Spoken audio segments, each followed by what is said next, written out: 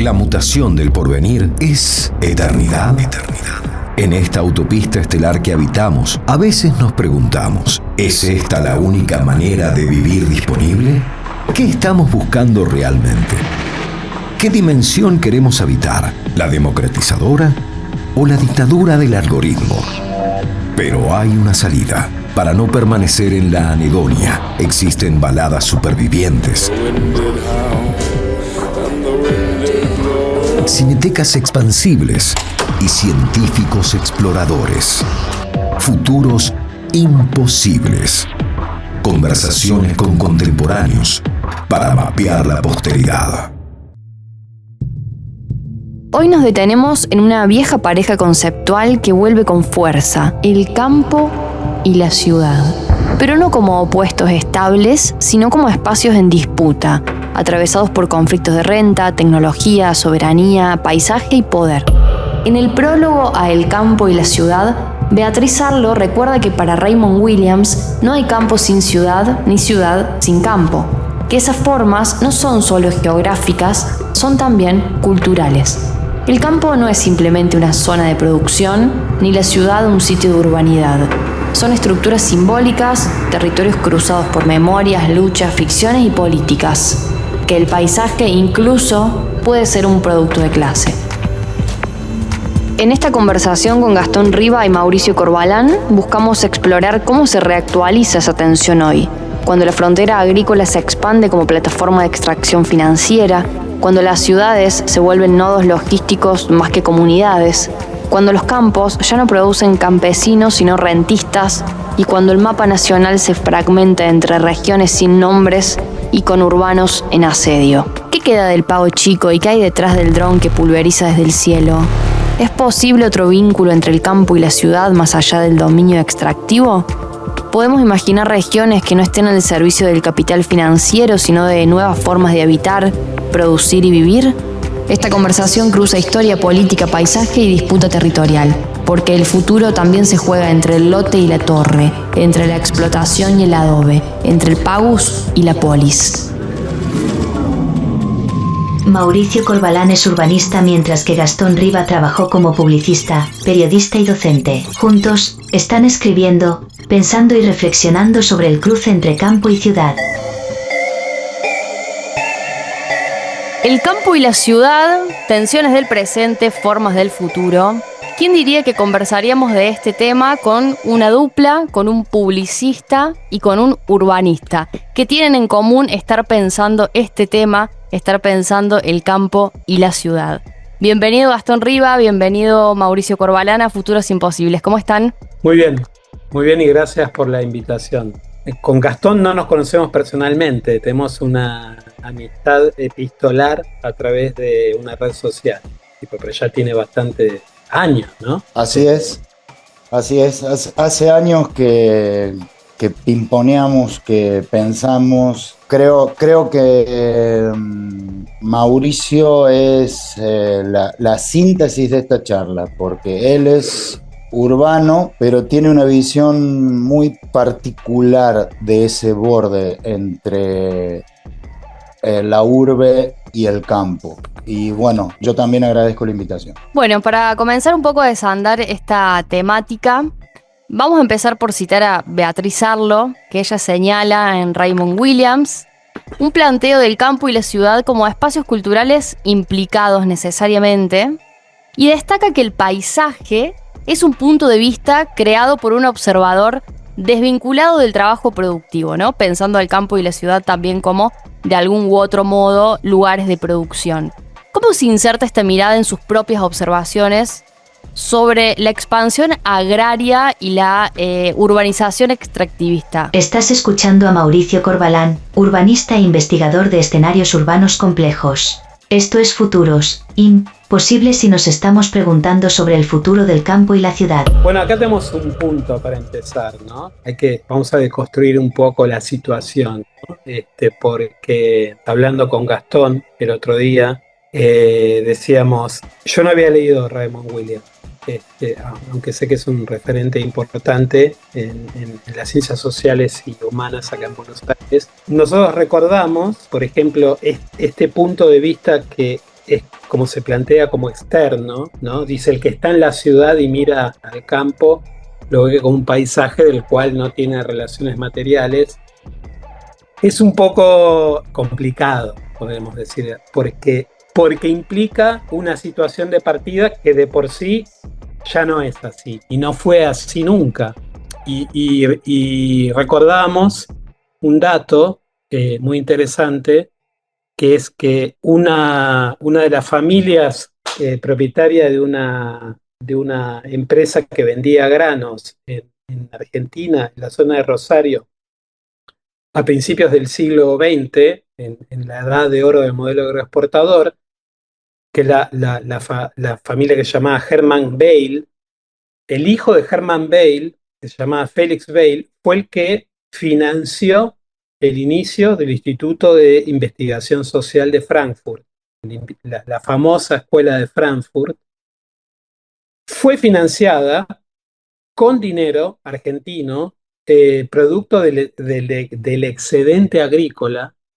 Entonces, es una historia que hay un libro que habla específicamente de esto, de este dato.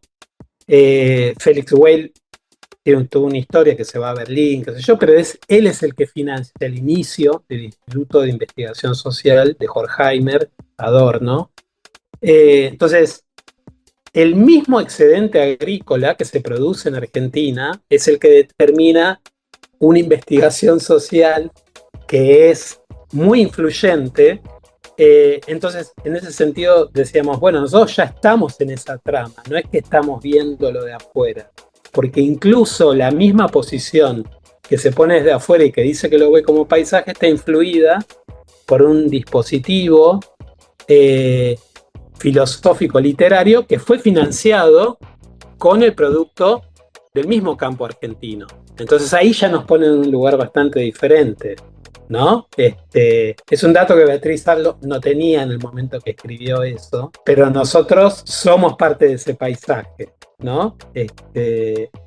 Digo, y esa pregunta capciosa que todo el tiempo ahora está de moda en Twitter, bueno, según quién te financia vas a decir lo que tenés que decir.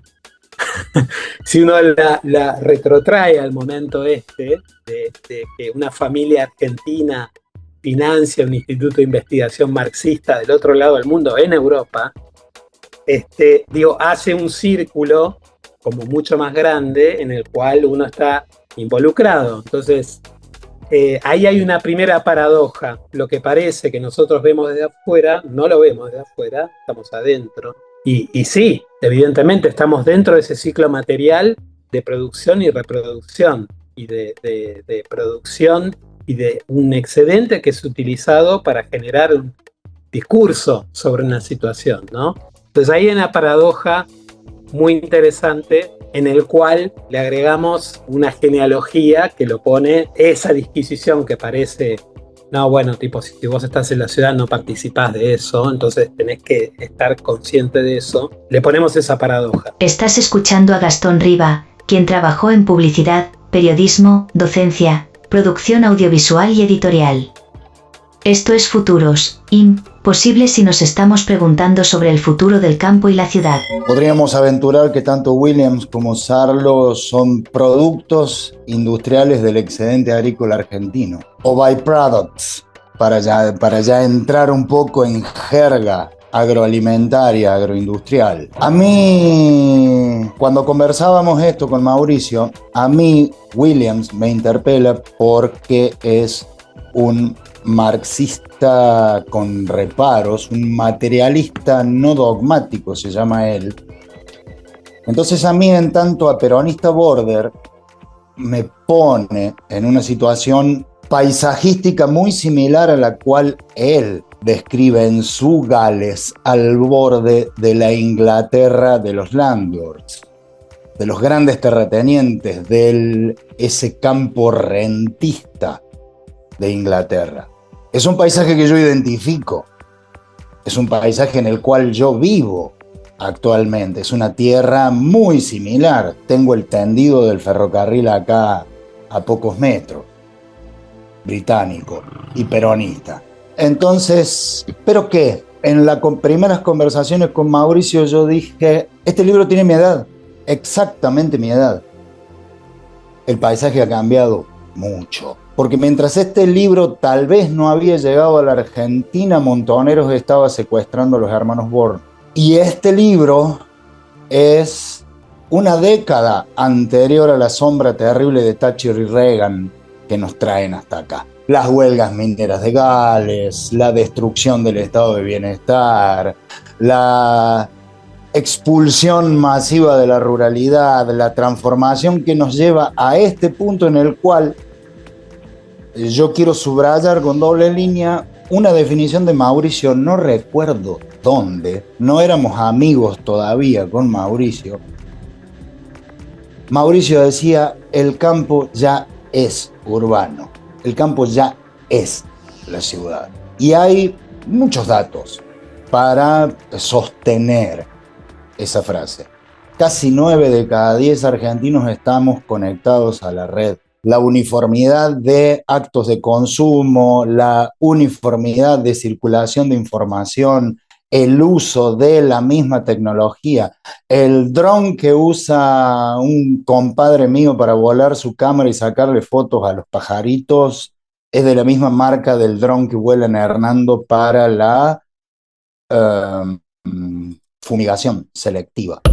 Esto es Futuros, imposible si nos estamos preguntando sobre el futuro del campo y la ciudad. Bueno, y ahí me parece interesante ingresar las tensiones que pueden suceder entre lo urbano, digamos, en tanto político-económico, y el campo como un nodo de producción y un espacio de producción. Y si existe una tensión o tensiones, ¿cuáles son esas tensiones? ¿Y para quién está produciendo en ese caso el campo entonces? Cuando Gastón decía, hacía esta traducción al mundo de Williams, ¿no? de una Inglaterra de terratenientes y una Gales de trabajadores rurales expulsados, él quería hacer esa traducción a cómo es el campo hoy, ¿no? Tipo, ¿qué estructura tiene, no? Si tiene una estructura de grandes propietarios, si tiene una estructura de pequeños propietarios. Entonces, él lo va a explicar mucho mejor que yo, porque él vive ahí, es parte de su ecosistema, desde el cual también él piensa que es este fenómeno de concentración de la propiedad de la tierra, convive a la vez con una extrema fragmentación de los que arriendan los campos, ¿no? Entonces, este fenómeno, que tiene que ver también con la introducción del paquete tecnológico de la soja, todas esas transformaciones que hicieron del campo argentino algo muy diferente a cuando aparece el libro de Williams acá, ¿no? Y hay un punto muy interesante, que es lo que decía Gastón, esto de que Montoneros secuestra a los hermanos Born, ¿no? Los hermanos Born son como lo mismo que Felix Whale y Herman Whale, son productores del excedente agrícola convertidos en una multinacional, y esa tensión entre lo urbano, ¿no? Tipo, son secuestrados en una especie de esquema de apropiación espacial que va entre el campo y la ciudad, ¿no? Con los que producen y comercializan esos excedentes son secuestrados por una organización política urbana. Pero el campo se ha transformado muchísimo, ¿no? Tipo, también el año 73-74 es el discurso de Perón, que es el discurso sobre el ambiente, donde él habla específicamente de la capa de humus de la pampa húmeda. Él dice, está en YouTube, creo, que él cuenta eso y dice, bueno, ojo, porque Argentina tiene una de las tierras más fértiles del mundo, y eso es una variable geopolítica que va a operar a futuro. Eso después vamos a hablar un poco más de eso, de cómo es el campo argentino respecto a otros campos, el de Brasil, el de Ucrania, que son territorios que están en transformación también ahora. Pero bueno, ahí se mezclan como varias tensiones, ¿no? Fui contándolas de manera medio desordenada, pero tienen que ver con que ya esa exterioridad no existe, porque estamos dentro de un entorno donde la red ya urbanizó el territorio, el paquete tecnológico ya urbanizó el territorio. El manejo de excedentes ya también urbanizó el territorio, porque forma parte de un circuito financiero que está en todos lados y está deslocalizado, ¿no? Entonces hay un montón de sistemas que operan. Si uno pone un punto en el campo, ese punto es un punto de aplicación, un punto que está registrado en un mapa, un punto de donde la maquinaria agrícola que tiene un software que es propietario de la fábrica que está en otro lugar opera. Entonces hay cuántas capas hay en cada punto de un campo, ¿no? ¿Cuántas capas hay? En una época estaba el alambrado. Bueno, el alambrado era el límite, ¿no? Y el alambrado delimitaba una superficie. Esa superficie, como dice Gastón, hoy es una hoja de cálculo, ¿no? Es una hoja de cálculo de aplicación, es una hoja de cálculo de manejo del excedente y de cómo ese excedente va a parar a otro lugar, cómo ese excedente se transforma en un ladrillo, cómo se transforma en un Bitcoin. La parcela, el lote, es una unidad de información, pero que lo vincula a eso, que es tierra, lo vincula con un montón de sistemas que lo traducen a otros sistemas. Entonces hablábamos que para creo que es Michel Serres el que dice el pago es la misma raíz que la página. Entonces la palabra pago, el pago chico, tiene que ver con pagus, y para los egipcios eso era una página, ¿no? Tipo pagus, página. Entonces es esa página sobre la que se puede calcular, sobre la que se puede delimitar. Entonces ahí es bastante interesante, porque la multidimensionalidad de lo que uno toca en cada parte, de lo que en algún momento alguien pensó que no había nada, hace que todo eso sea urbanización. Para ilustrar esta unión de campo y ciudad en un mismo sistema de información, voy a contar una historia de tierra adentro. Hace unos años me invitaron a una yerra, a una estancia, a una explotación ganadera en el monte santiagueño.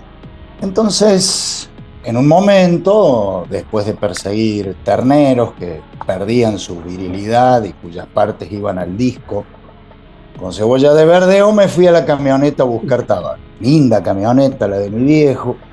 Entonces agarro mi paquete de cigarrillo y me voy a hacer pis atrás de un algarrobo.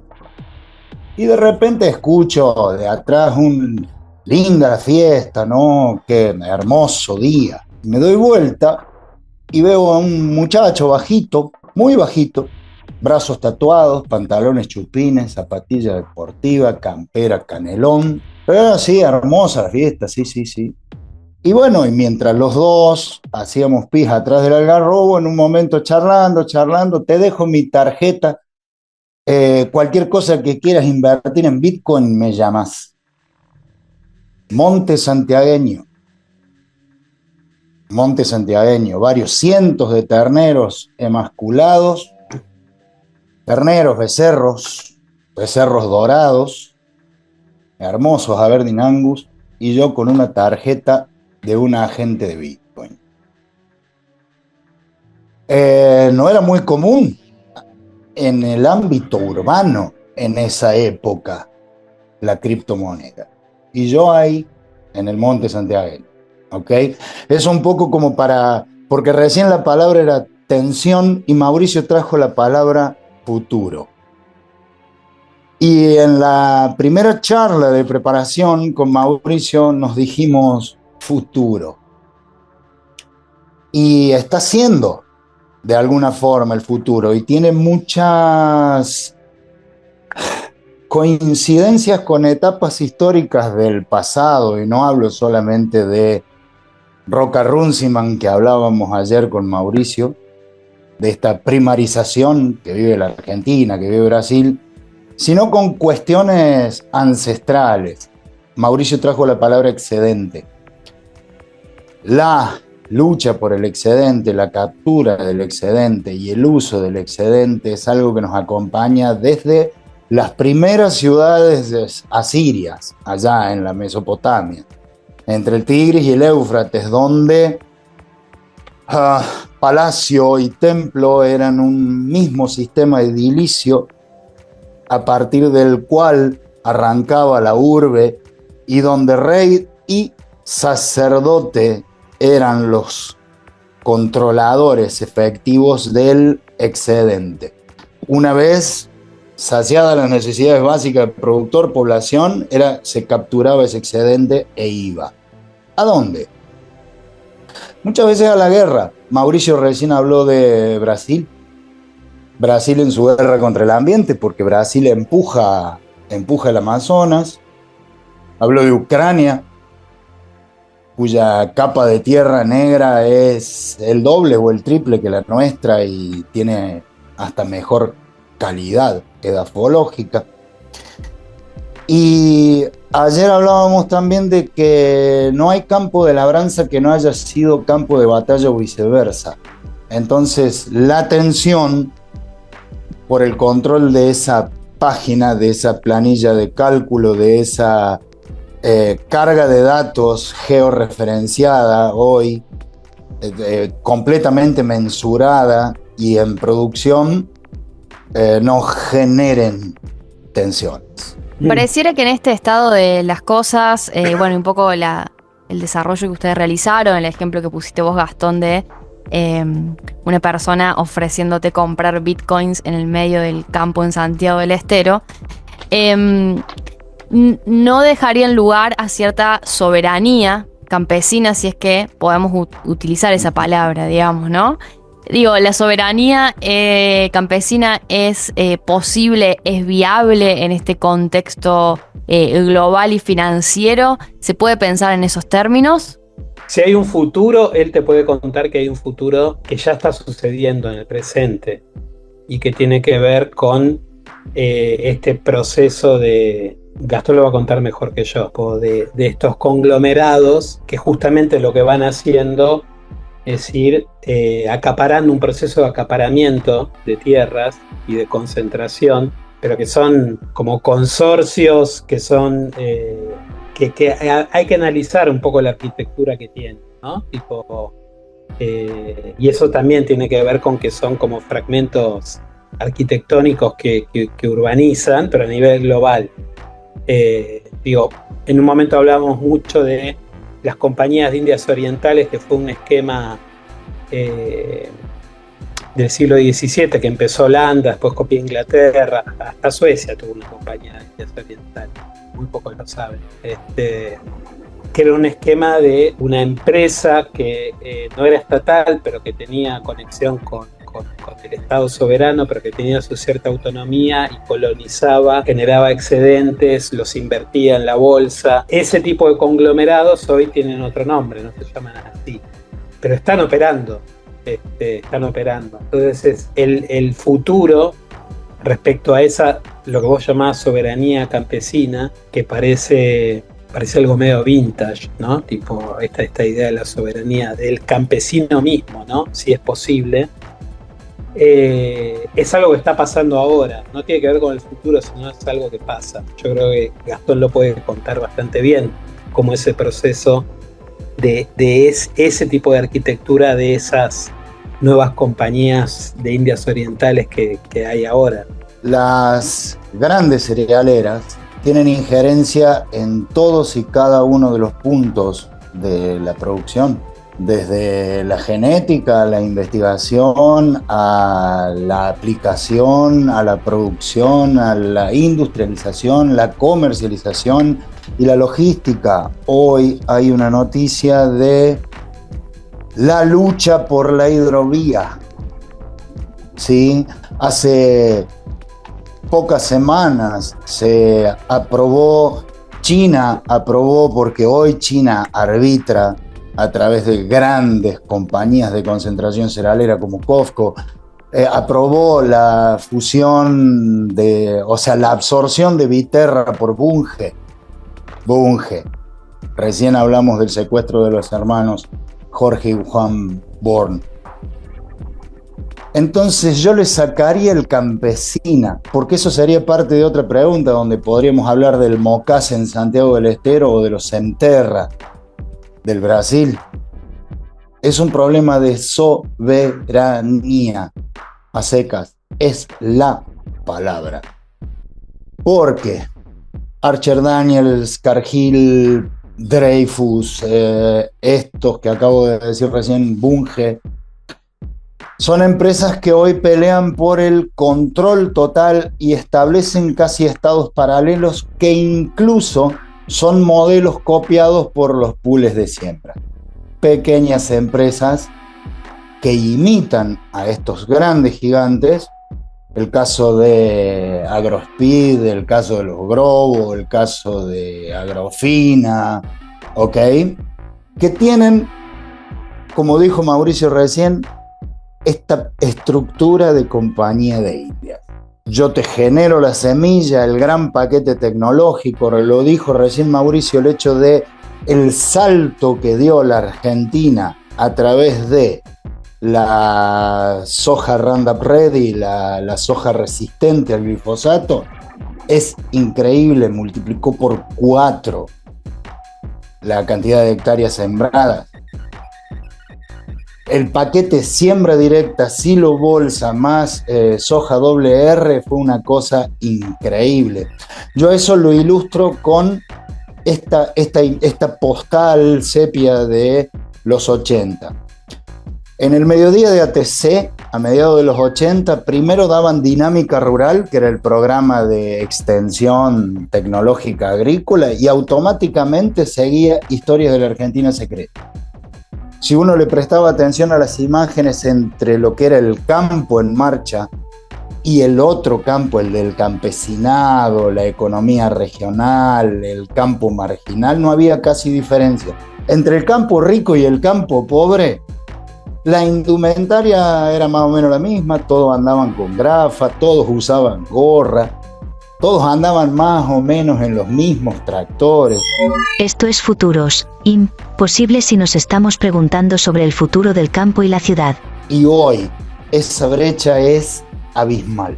Recién hablábamos de la soberanía, bueno, y vos bien distinguiste como estos dos tipos de estructuras, ¿no? de soberanías. La campesina, por un lado, mencionaste el Mocase, y la soberanía en términos más, empresariales, ¿no? Vamos a mencionarlo así, con estas compañías. Y les pregunto, bueno, ¿qué nuevas formas territoriales pueden surgir hacia adelante, pensando en un futuro posible, de modos de organización? Es imposible responder eso, pero, pero algo de lo que estaba contando Gastón tenía que ver con que hoy ese tejido que era como más o menos homogéneo, que iba del campo a la ciudad, tenía como una cierta homogeneidad. Hoy son dos espacios que pareciera que son que se excluyen mutuamente, ¿no?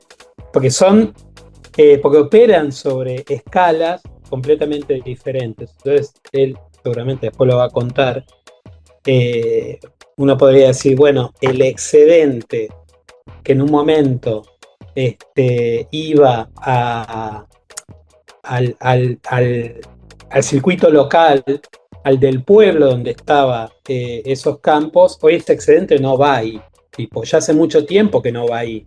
Tipo, va a otro lugar, ¿no? Tipo, va a operaciones inmobiliarias, va a operaciones financieras, pero no va ahí. Entonces, hace poco yo estuve en Varadero, que es parte del corredor que va hasta Rosario, y que Rosario es parte de la región, de la segunda región productora de agroalimentos a nivel mundial. Es la segunda, la primera creo que es todo el circuito del Mississippi de Estados Unidos, pero la segunda es Argentina, es la del Gran Rosario y toda su área de influencia, y Varadero está cerca.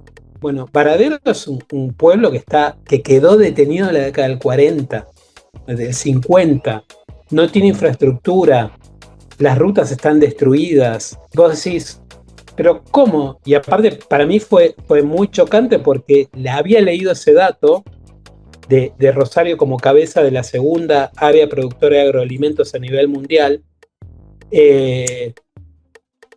en un circuito logístico que es el de hidrovía, que es uno de los más grandes del mundo, Y Varadero es un pueblo que, si lo viera Ezequiel Martínez Estrada, diría, ven, todo lo que yo digo sobre la chatura y la falta de ambición y lo irremediable de este país, cómo está organizado entre una ciudad gigante y un montón de pueblos miserables, diría, está acá, ¿no? Incluso, perdón, intervengo y agrego, en el siglo XX uno piensa que un pequeño conglomerado urbano al lado de una gran extensión de campo es una zona, o era una zona de prosperidad. Totalmente. Bueno, hoy no lo es. Por eso, cuando yo vi el dato y al otro día estaba en la ruta y tenía que escribir Los Pozos, y había un camión cargado de cereales que casi me pisa porque venía esquivándolo, digo, ¿cómo es esto? ¿No? ¿Cómo es esto? Entonces, hace 2 años yo estuve mucho por Mato Grosso, del sur, en Brasil, y es el ejemplo opuesto. Vos a cada pueblo que en la década del 80 era un pueblito miserable, hoy es una ciudad. Y es una ciudad con infraestructura, es una ciudad incluso con densidad edilicia. Vos decís, ¿pero cómo? Varadero y São Miguel tenían el mismo tamaño. Hoy uno es una ciudad que está en una red con otras ciudades y Varadero está como en la década del 40. Entonces, ahí es donde trato de responderte la pregunta, algo está pasando de que las zonas de prosperidad siguen siendo zonas de prosperidad, pero no está reflejado a nivel local eso. Entonces, ahí tenemos un problema. Tenemos un problema. Toda la zona sur de Brasil, de los estados de Mato Grosso sobre todo, ha tenido una transformación muy grande. Y vamos a otro nivel. Más de la mitad del Congreso brasileño es la bancada que responde a los intereses del agronegocio, la bancada ruralista. O sea, los sectores rurales, el espacio del sector rural, tiene una representación política en Brasil gigantesca. Tipo, más de la mitad de los diputados son diputados de los espacios ruralistas. Argentina no tiene eso. Y la crisis del 2008, que fue una oportunidad de que esos sectores tuvieran una representación política, no pasó. Entonces, parte de lo que está pasando a nivel espacial con esos nodos, ahí hay algo para desentrañar. Digo, cómo la expansión del lago brasileño tiene una velocidad. Y sobre todo hay que pensar que el paquete, lo contó hace poco Felipe Solá, el paquete tecnológico de la soja, Roundup Ready, primero empezó en Argentina y después pasó a Brasil. Pero el presente es ¿no? Vos me decís qué tipo de organización puede surgir de ahí. Y otro caso que es gracioso, porque tipo en las redes ahora hay una gran valoración de la arquitectura del centenario en Argentina, ¿no? La Argentina potencia mundial, la Buenos Aires del principio del siglo XX, ¿no? Y se la utiliza de una forma como una especie de ariete político, ¿no? Bueno, ahí estaba el excedente de aquellas épocas, ¿no? Eran las casas de los ganaderos, tipo los grandes palacios de Buenos Aires eran la casa de una familia. Y hoy el excedente está en Wall Street, digamos, en la timba. Está en Miami. Está en Miami, está en un offshore, sí. Está en Miami, está en un edificio en Miami, está en edificios de Miami. Digo, pero bueno, ahí esas paradojas, ¿no? Los grandes palacios ganaderos en la crisis del 29 tienen que ser expropiados por el Estado porque no pueden pagar más impuestos porque estaban todos en la ruina. Y ahora hay como una especie de revival, como si eso fuera... Sí, era el indicador de acumulación de excedentes de esa época, pero también estaba la Escuela de Frankfurt, ¿no? El Instituto de Investigación, que es otro gran aporte argentino hecho con el campo argentino. Digo, esos excedentes ahora van a parar a otros lados, ¿no? En Brasil hay un esquema de retención de ese excedente, por eso los pueblos se convirtieron en ciudades. Tienen unos supermercados que ni siquiera en Buenos Aires se puede soñar con eso. Bueno, eso va a agregar más cosas ahora Gastón. Pero ahí tenés un esquema de también por qué nadie puede ir a vivir a una ciudad mediana. ¿Por qué no se puede crear una ciudad mediana? Porque siempre está Buenos Aires, Rosario, Córdoba, Mendoza, que ya tienen los mismos problemas que Buenos Aires. Tienen conurbaciones, con asentamientos y barrios cerrados. Vuelven a reproducir lo mismo. ¿por qué no puede haber una ciudad próspera de 50.000, 100.000 habitantes? Y eso también tiene parte del problema, ¿no? Y hoy la vida en el campo puede ser igual de cómoda que en la ciudad. Me parece que el significado del campo hoy para cierta clase pequeño burguesa o cierto aspiracionismo tiene otro significado el campo, ¿no? De irse al campo, me voy a vivir al campo cuando me cansé de la polución de la ciudad, de la contaminación sonora y del tránsito.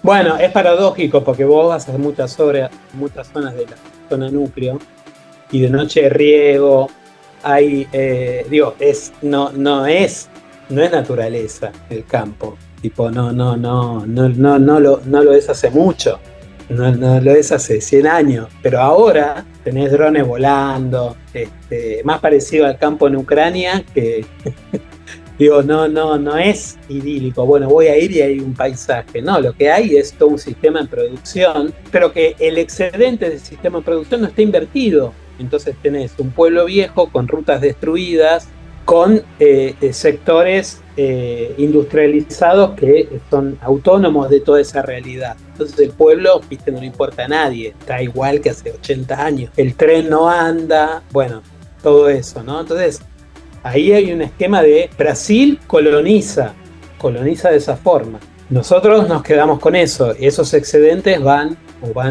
también a los cinturones de Córdoba o Rosario. Gastón, esta pregunta te la dirijo a vos y como para ir concluyendo, ¿qué futuro sería posible para el campo y la ciudad si se reconfigurara desde una lógica cultural y ecológica antes que financiera? ¿Y dónde podemos encontrar esa transición? Estás escuchando a Gastón Riba, quien trabajó en publicidad, periodismo, docencia, producción audiovisual y editorial. Esto es Futuros, posible si nos estamos preguntando sobre el futuro del campo y la ciudad. Caramba, esa pregunta es para un místico, para un religioso o para un adivino. Yo te voy a contestar lo siguiente. Yo creo que hay un futuro para el complejo agroindustrial. Estamos hablando de este territorio, de estos 2.800.000 kilómetros cuadrados de continente que todavía llamamos Argentina, pero no sé si ese futuro va a ser argentino, porque quiero volver a la palabra soberanía. Cuando vos perdés derecho de navegación de los ríos, acá me pongo en Lucio, Norberto, Mansilla, Pascual Echagüe. Mauricio se reía cuando yo le decía que el principal commodity de la pampa gringa son las contradicciones. Cuando vos perdés control del territorio, él hablaba recién de crisis de urbanización. Yo vivo en una ciudad que ostentó el récord de metros cuadrados construidos con la soja 600, una de las pocas beneficiadas, y que hoy con casi 100.000 habitantes tiene los mismos problemas que Buenos Aires de conurbación, de asentamiento y demás, un poco más chiquito. Digamos, hay un futuro. Yo te podría decir que se impone la necesidad de una reforma agraria, y acá a todos se les van a poner los pelos de punta. No digo desalambrar a lo Biglietti, pero sí discutir el campo, por lo que decía Mauricio recién. El poder que tiene la primarización en Brasil hoy, el poder político, el poder soberano, el poder de control efectivo sobre la tierra, es muy grande. Y nosotros no. Nosotros no, es contradictorio. Dependemos del campo para todo, aunque ahora vayamos a vivir un boom de minería, aunque tengamos producción de hidrocarburos, aunque tengamos, porque siempre hablamos del campo argentino, hay distintos campos y hay distintas Argentinas, hay distintas realidades, hay por lo menos 5 países dentro de este, ¿ok? Pero digo, quiero volver a futuro y soberanía. Sin soberanía no hay futuro, porque sin control efectivo del territorio, la piedra angular de este tiempo, que es la propiedad privada, se resquebraja, tambalea. Sin dominio político efectivo, sin ser soberanos del territorio, en lo político, en lo económico, en lo ambiental, en lo social, eso, la propiedad privada, el recontra fetiche, el yo puedo, se desgrana, se desvanece en el aire. Estás escuchando a Mauricio Corbalán, urbanista e investigador de escenarios urbanos complejos. Esto es Futuros Imposibles si nos estamos preguntando sobre el futuro del campo y la ciudad. Yo agregaría, que es una pregunta también para Gastón que yo tengo, ¿quién es el garante de la soberanía? Porque el gran problema que estamos viviendo ya hace un tiempo en Argentina, es que cuando vos decís el Estado, es un Estado de la Potemkin, no existe, no tiene capacidad operativa ni es agencia de nada. ¿Quién sería el garante de esa soberanía? Porque parte también de este momento cultural es tipo, bueno, estamos en esta situación porque el Estado no puede ser garante de eso. Entonces, ¿cómo pensar eso? Si yo te dijera, bueno, vas a tener soberanía completa, ¿qué haces con la soberanía? Ese es el problema, ¿entendés? Si el terrateniente dejara de pensar, si lograra una claridad de pensamiento que lo llevara a considerar el desacople entre ese activo que es tierra y la financiarización, sí. Si dejara de vender campo a plazos, alquilar la tierra, ceder el control productivo tecnológico de la tierra, es ceder soberanía. Es vender el campo a plazo. Y vender el campo a plazo es vender el país. Pero ¿por qué pensás que pasa de que la tentación, por ejemplo, a arrendar, hay una circunstancia material? Sí, ¿por qué conviene arrendar en vez que producir? Te lo explico de abajo y de arriba. Cómo lo siento, cómo lo veo. El dueño de parcelas pequeñas, entre 40 hectáreas, son 8 hermanos y a cada uno le tocan 20. Está obligado, porque si se sienta con la calculadora y dice semilla, gasoil, agarra la escopeta o el alambre de fardo. No hay forma de ponerse a producir. El chico está obligado y el grande está tentado, siempre.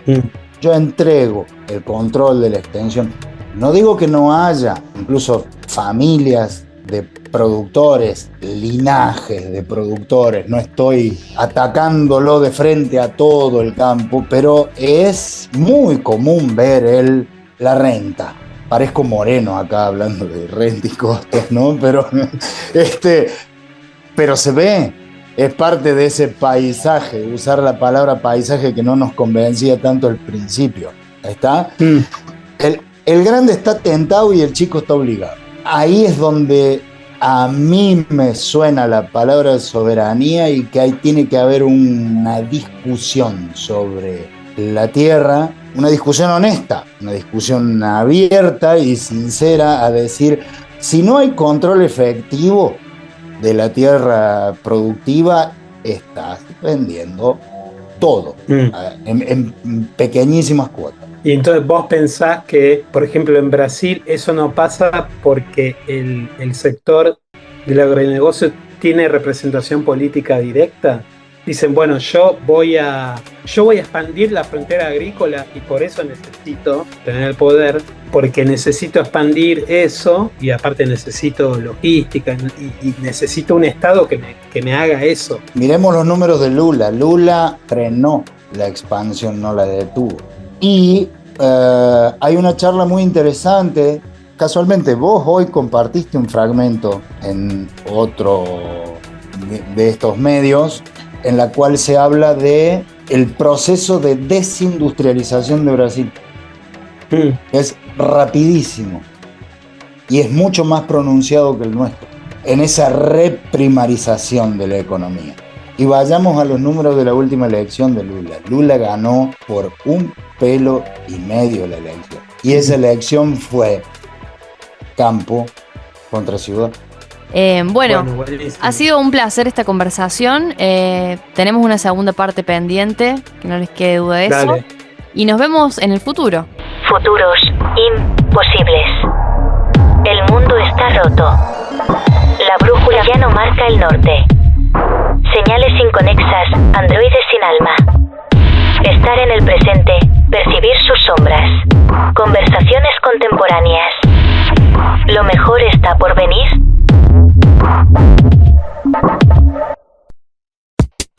Esta es una coproducción entre Otro Siglo y SRT Media.